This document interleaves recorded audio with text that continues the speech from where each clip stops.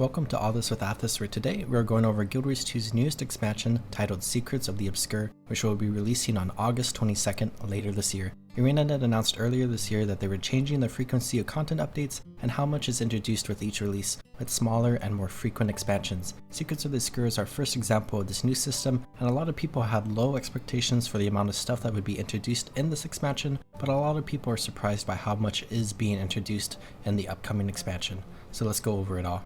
The main story of the expansion introduces a lot of new ideas into the game while answering some long-awaited mysteries. The Wizard's Tower, located in Kessex Hills, will play a big part in the new story. A new hostile force, known as the Cryptus Invaders, will be emerging from the mists through portals into our world. We will enter into a new realm of mystery and magic that is a giant archipelago in the sky to learn about this new threat and fight back against them. Secrets of the Obscure will feature 2 brand new zones that take place in an environment akin to the skies above Tyria. There will also be a brand new outpost that is utilizing the Wizard's Tower, and in addition to all of this, we will see a 3rd zone introduced across 2 post-release updates. Secrets of the Obscure will feature 2 new strike missions for 10 players to fight brand new boss fights in both normal mode and challenge mode. A new 5-player Fractal the Mist with its own challenge mode will also be introduced during the expansion. We will join the Astral Ward, Tyria's hidden protectors, to fight against the Cryptus forces, with a new system where you can progress through the ranks of this order while fighting ever more dangerous foes and unlocking rewards along the way. A new mechanic is being introduced called the Heart of the Obscure, a new mystical artifact that can unlock additional capabilities as you train with it. You will utilize its powers in order to destroy various rifts and fight back against any foes that emerge from those rifts. Another new mechanic will be introduced known as a Wizard's Vault, which will grant special currency for completing daily, weekly, and regular achievements across the game, where you can then spend this currency on brand new rewards that will be updated over time. Any rewards that are introduced into the game through this system will remain for future players to unlock, but the catalog will expand with even more stuff as the expansion progresses.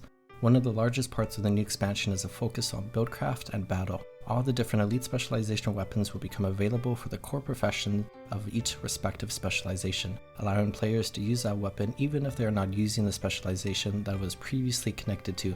In addition to this, a few new skills will be added to the game to complement a specific weapon's new use with the various other specializations, such as how the Berserker will now have a Primal Burst ability while wielding a dagger.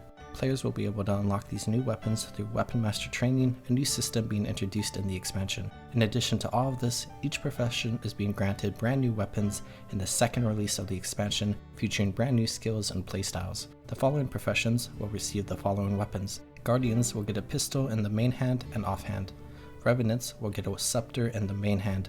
Warriors will get a staff. Engineers will get a shortbow. Rangers will get a mace in the main hand and offhand. Thieves will get an axe in the main hand. Elementalists will get a pistol in the main hand. Mesmers will get a rifle. And Necromancer will get a sword in the main hand and offhand. Runes are also getting an overhaul with the expansion, where the 6th set bonus from runes, which requires you to have 6 of the same runes equipped across all 6 pieces of your armor, is getting changed, where the 6th bonus, which was generally special, will now be replaced by a stat increase similar to the rest of the bonuses available in the rune set. That 6th bonus is now being integrated into a brand new equipment slot known as Relics, which will become usable at level 60 for all players. You will be able to unlock relics through crafting, instance content, reward tracks, achievements, and more.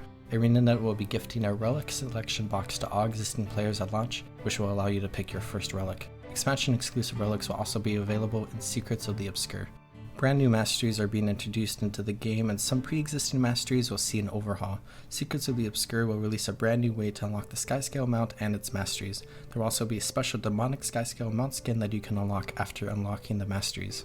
A new Flight Master line will be introduced, which will complement the pre-existing Skyscale and Griffin Masteries. Players who have unlocked both the old and new Masteries will unlock bonus skills. Tier 1 of the new Mastery will grant the Air Rescue ability, and by having both Mastery tracks, Air Rescue will grant Bond of Vigor. Tier 2 will give players an option to shoot fireballs at enemies while on the Skyscale.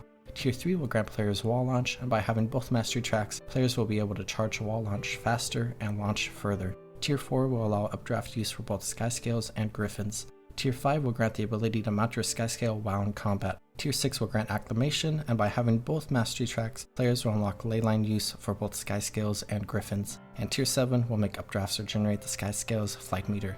On top of all this, 2 additional Mastery tracks will be introduced that are connected to the 2 main factions you will be fighting alongside with in the new expansion, the Wizard's Court and the Astral Ward.